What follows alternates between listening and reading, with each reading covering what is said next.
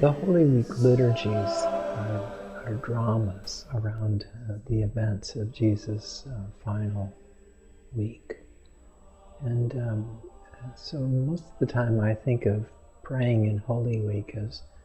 as being on this journey with Jesus, accompanying him to these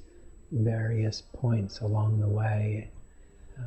seeing him enter the city on Palm Sunday, and then moving with him through the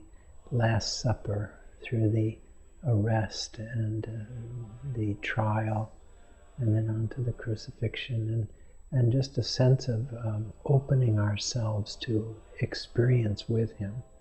as we would experience a good friend going through some very painful times, trying to be with him in the fullest sense of that word, and to suffer with him, which is really the root of the word compassion, to suffer with someone, to feel deep compassion for Jesus.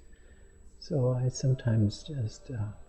follow the readings in one particular gospel or in a couple of gospels as we move through these stages, and try to put myself in this story and try to imagine myself on this way of suffering with him,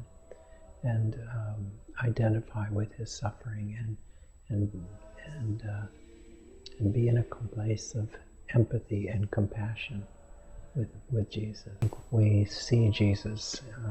experience Jesus in his suffering in various ways, and his suffering touches our suffering and awakens in us a feeling of solidarity, maybe a feeling of sympathy, of compassion, but also knowing that this one who has suffered like we have suffered understands our suffering and is redeeming it. Yeah, none of us escape suffering in life. It's part of the human condition. So all of us have real experience to draw on there in entering into the suffering of Jesus and finding solidarity with him and oneness with him. And his suffering then becomes redemptive for us, becomes healing for us.